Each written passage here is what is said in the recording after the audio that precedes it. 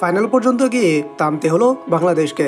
দৃষ্টিহীনদের টি-20 বিশ্বকাপে তাই শিরোপা জেতা হলো না বাংলাদেশের দৃষ্টিহীন ক্রিকেট দলের। মুলতান ক্রিকেট স্টেডিয়ামের ফাইনালে আজ আরিফ আশিকুরদের 10 উইকেটে হারিয়ে প্রথমবারের মতো চ্যাম্পিয়ন হয়েছে স্বাগতিক পাকিস্তান। ফাইনালে আগে ব্যাটিংয়ে নেমে 7 উইকেটে 139 রান করেছিল বাংলাদেশ দল। জবাবে 2 ওপেনারের তাণ্ডবে স্বাগতিক পাকিস্তান মাত্র 11.2 ওভারেই লক্ষ্যে পৌঁছে যায়।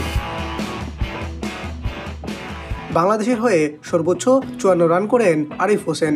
এছাড়া সালমান 31 ও আশিকুর 22 রান করেন। 2 উইকেট নিয়ে ফাইনালে পাকিস্তানের সেরা বোলার বাবর আলী, তার সঙ্গে মোহাম্মদ সালমান ও মতিউল্লাহর একটি করে উইকেট বাংলাদেশকে অল্পতেই বেঁধে রাখতে ভূমিকা রাখে।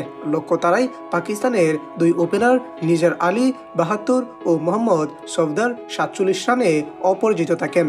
এ নিয়ে বাংলাদেশ পরপর দুবার দৃষ্টিহীনদের টি-20 বিশ্বকাপে রানার্স আপ হলো। 2022 সালের আগে আসরের ফাইনালে হেরেছিল ভারতের কাছে। পাকিস্তান তৃতীয়বারের মতো ফাইনালে খেললেও চ্যাম্পিয়ন হলো এই প্রথম। ফাইনালের আগ পর্যন্ত টুর্নামেন্টে বাংলাদেশে ছিল একমাত্র অপরাজিত দল। নেপাল, শ্রীলঙ্কা, পাকিস্তান, আফগানিস্তান ও দক্ষিণ আফ্রিকা টানা 5 ম্যাচ জিতে সেমিফাইনালে ওঠে বাংলাদেশ। গত পরশু সেমিফাইনালে শ্রীলঙ্কাকে 6 রানে হারিয়ে ওঠে ফাইনালে, কিন্তু আজ ফাইনালে আর পেরে উঠল না।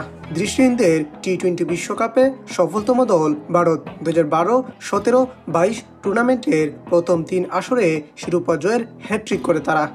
এবারও ভারতের দলটা ছিল ফেভারিট, কিন্তু এবারের আয়োজক পাকিস্তান হওয়ায় টুর্নামেন্ট শুরুর 4 দিন আগে নিজেদের সরিয়ে নেই ভারত। বাংলাদেশ দৃষ্টিহীন ক্রিকেট দল রানার্স আপ হওয়ায় অভিনন্দন জানিয়েছেন প্রধান উপদেষ্টা ডক্টর মোহাম্মদ ইউনুস। এক বার্তায় প্রধান উপদেষ্টা বলেছেন, তাদের অর্জনে গোটা জাতি গর্বিত।